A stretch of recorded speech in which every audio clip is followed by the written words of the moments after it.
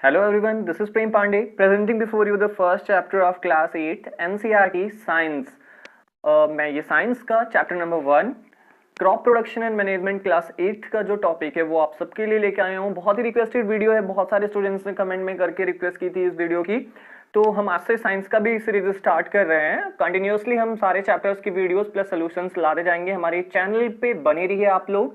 अगर नए विजिटर हैं तो प्लीज चैनल को सब्सक्राइब कर दीजिए, क्योंकि सब्सक्राइब करेंगे और बेल आइकन को प्रेस करेंगे तभी नोटिफिकेशन अपडेट्स हमारे चैनल का आपको मिल पाएगा टाइम पे।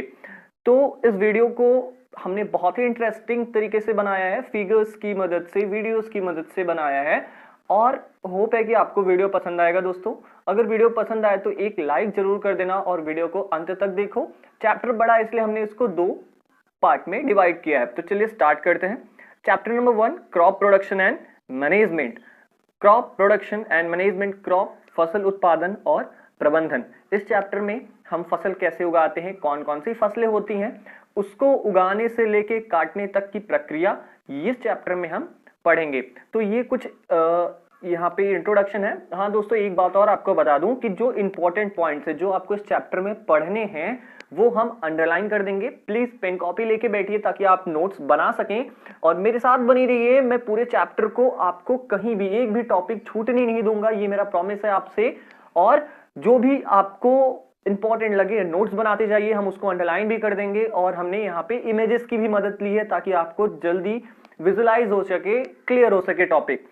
पहली and Boojho went to their uncle's house during the summer. Paheli और बूझो एक भाई बहन रहते हैं, वो अपने अंकल के घर गर्मियों की छुट्टियों में जाते हैं। तो वो वहां पे क्या देखते हैं? खुरपी, सीकल, सोवल, प्लाव, मतलब कि खुरपी देखते हैं, हसिया देखते हैं, हल देखते हैं, इत्यादि ये सारी चीजें वो खेतों में देखते हैं। और पहली क्या सोचता है? पहली बोलता है कि मैं इन सब चीजों के बारे में जानता हूँ, इन औजारे के बारे में जानना चाहता हूँ कि ये सब कहाँ प्रयोग होते हैं, कैसे प्रयोग होते हैं। तो हम इस चैप्टर में पहेली को बताएंगे कि इन औजारों का कहाँ और कैसे यूज किया जाता है।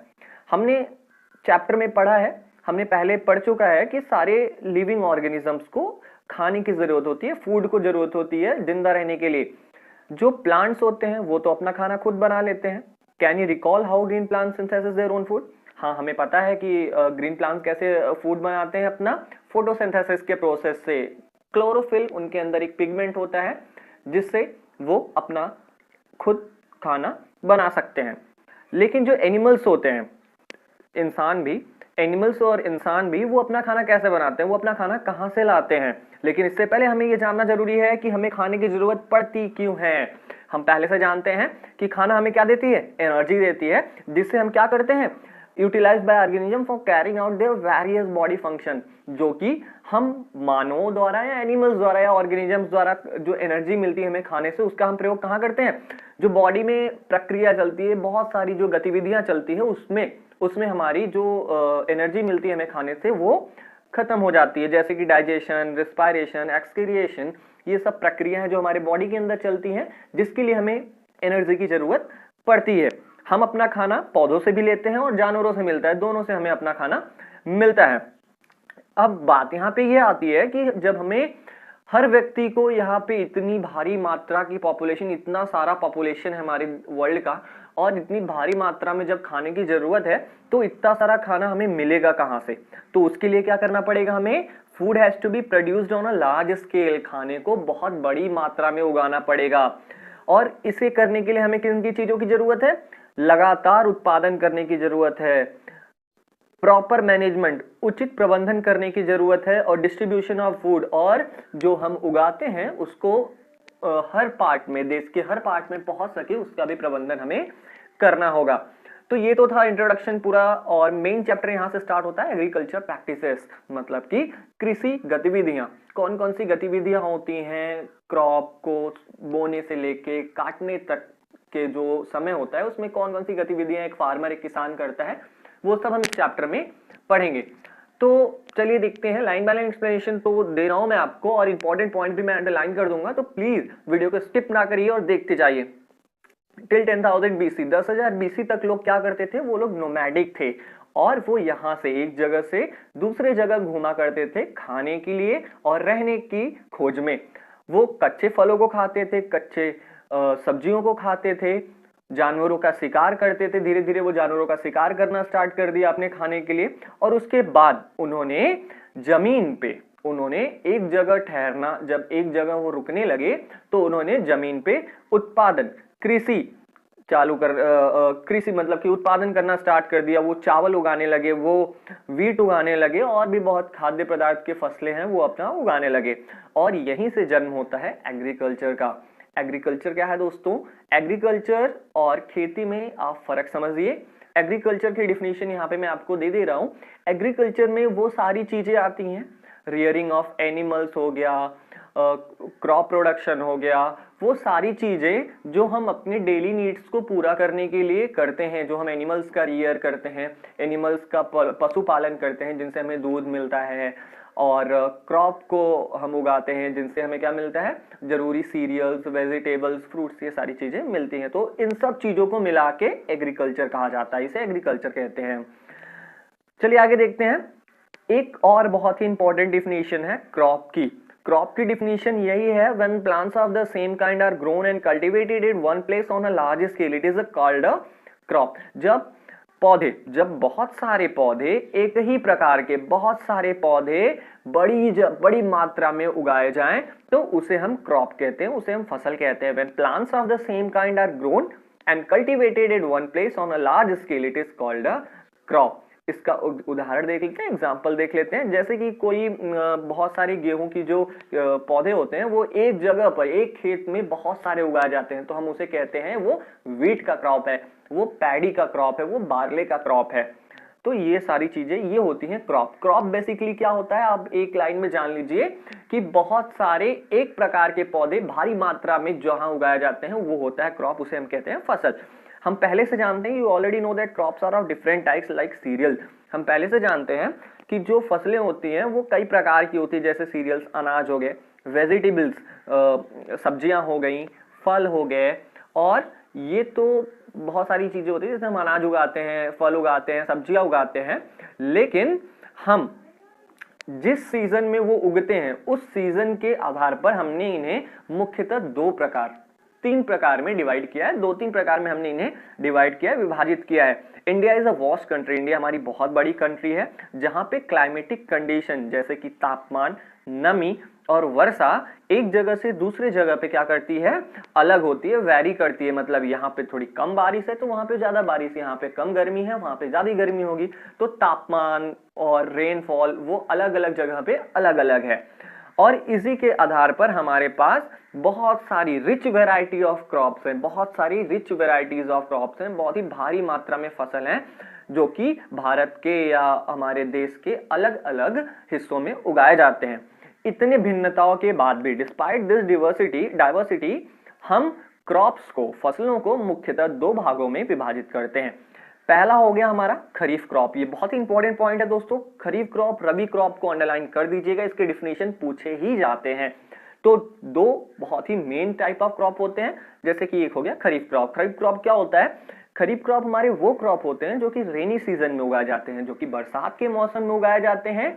बरसात का मौसम हमारे यहाँ जून से सितंबर के बीच में होता है ना, तो जून से सितंबर के बीच में जो भी फसल उगाए जाते हैं वो हम उन्हें खरीफ क्रॉप कहते हैं। जैसे कि धान हो गई, धान की खेती, चावल की खेती, मेज हो गया, सोयाबीन हो गया, ग्राउंड नट हो गया, कपास हो गया, ग्राउंड नट मतलब मूंगफलियां हो गई, ठीक है। तो ये सारी चीजें हमारी खरीफ क्रॉप में आती है। खरीफ क्रॉप बेसिकली आप जान लीजिए जो कि जून से सितंबर के महीने में जिसकी बुआई और कटाई होती हो वो है खरीफ क्रॉप। रबी क्रॉप क्या होता है? रबी क्रॉप क्या होता है? रबी क्रॉप विंटर सीजन में, ठंडियों के मौसम में उगाए जाते हैं, मतलब कि नवंबर से लेकर जनवरी फरवरी तक, ठीक है, उगाए जाते हैं। अक्टूबर से लेकर मार्च तक जिन्हें हम कह सकते हैं। इनके कुछ एग्जाम्पल हैं जैसे कि गेहूं हो गए, ग्राम हो गया, मटर हो गया, सरसों हो गया, ठीक है, लिंसीड हो गया।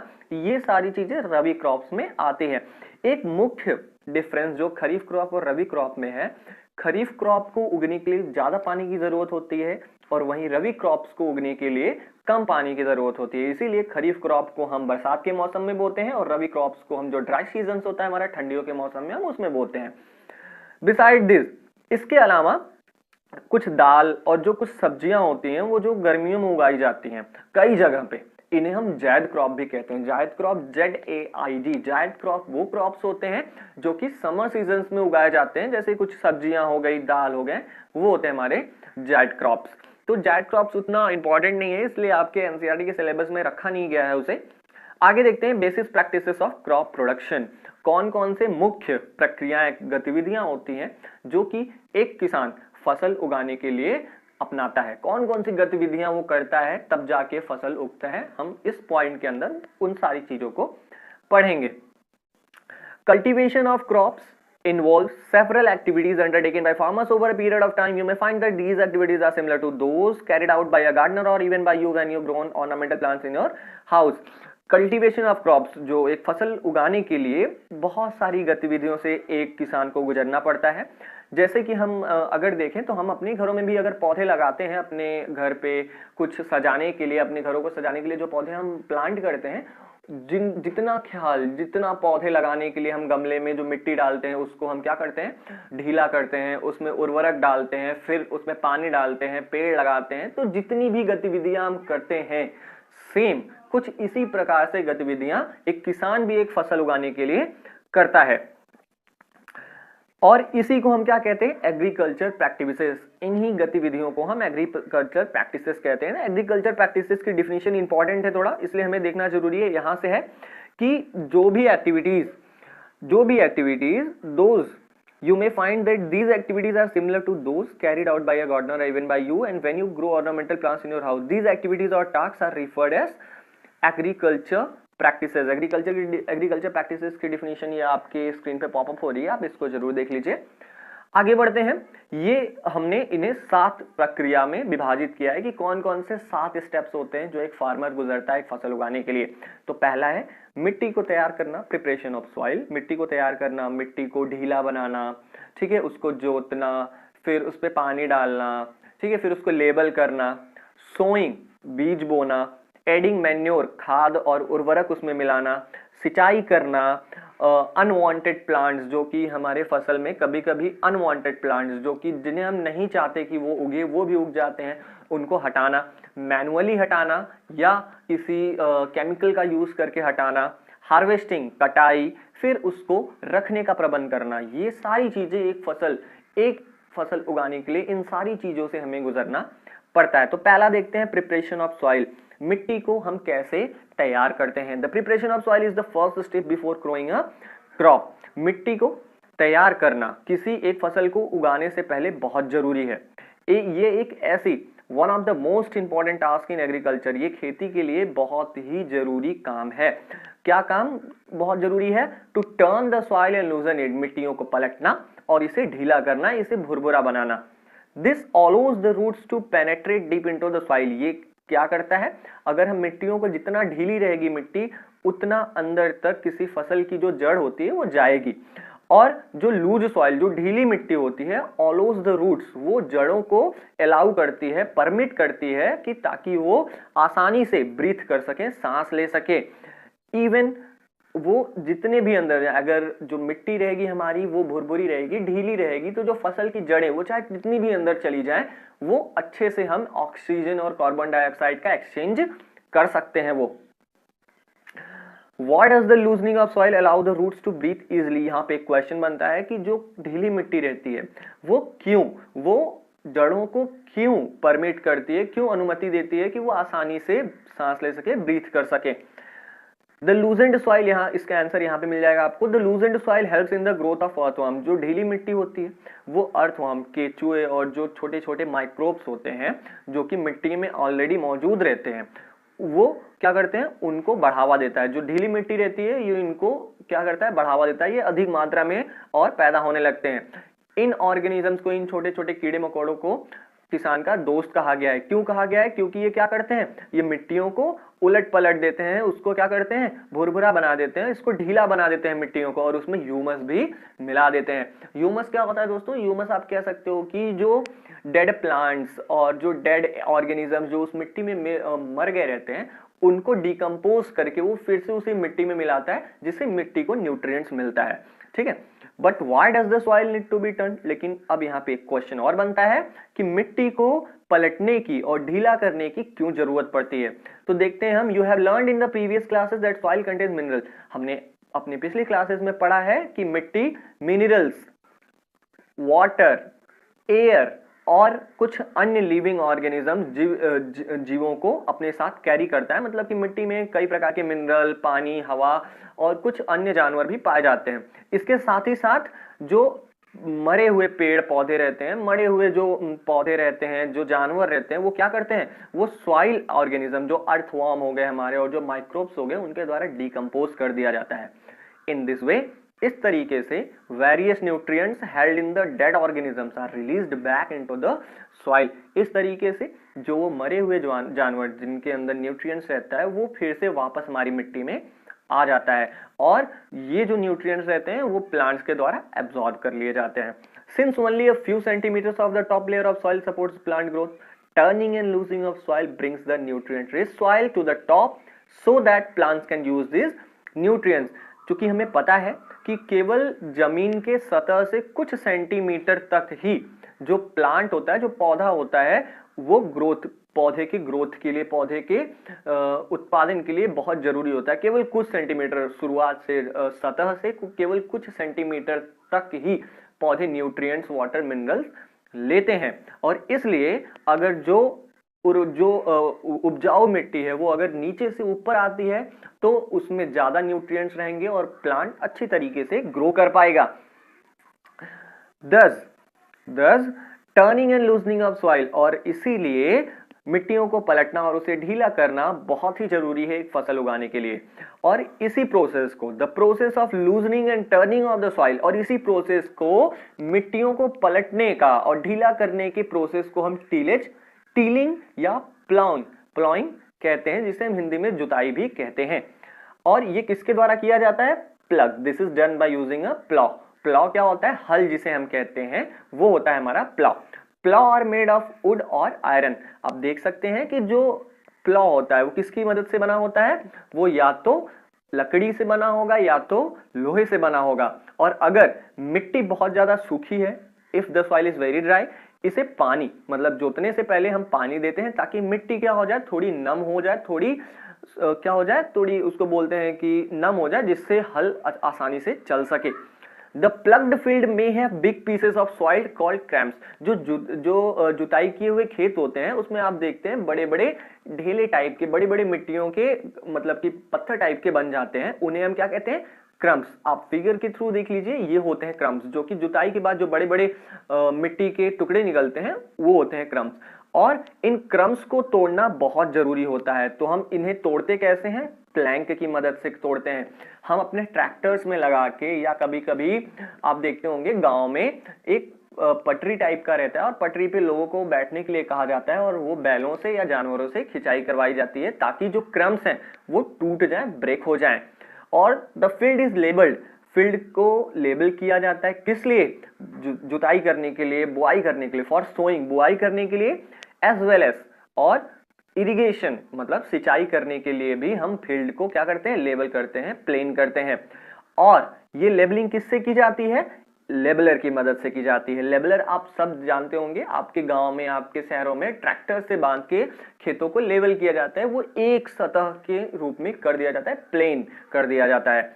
समटाइम्स, कुछ समय तो क्या होता है, manure is added to the soil. जो खाद होते हैं, खाद क्या होता है आप जानते हैं दोस्तों, हमारी जो नेचुरल फर्टिलाइजर्स होते हैं जिन्हें हम कहते हैं काऊ डंग हो गया, ये सब सारी चीजें मैन्योर में आती है हमारे।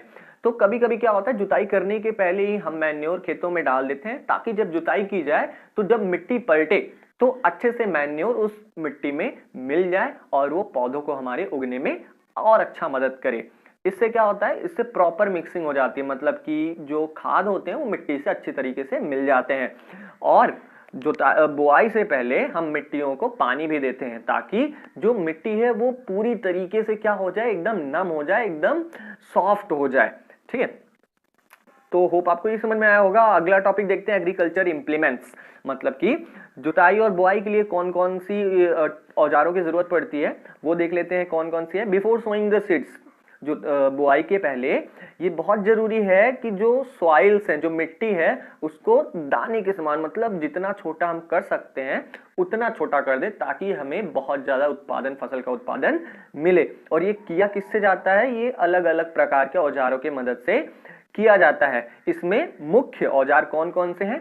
प्लॉ है, हो है, कल्टीवेटर है। प्लॉ मतलब हल होता है, हो मतलब कुदाल होती है, और कल्टीवेटर आप जानते हैं जो ट्रैक्टरों में बांध के आमतौर पे जो जुताई होती है उसे हम कल्टीवेटर कहते हैं। तो आप देख सकते हैं प्लॉ ये है प्लॉ, ये है हो, और ये है कल्टीवेटर। ठीक है, ये जो दिख रहा है आपको ट्रैक्टर के पीछे लगा है, ये है कल्टीवेटर, ये है हो, और ये है आपका हल। इनके बारे में हम एक एक करके पढ़ेंगे, तब हम आपको फिगर से समझाएंगे ये क्या चीजें होती हैं। सबसे पहला आता है plough. This is being used since ancient times for tilling the soil. ये बहुत ही पुराने समय से जुताई के लिए हमारे गांव में यूज किया जाता है। इसका किन किन चीजों के लिए यूज होता है?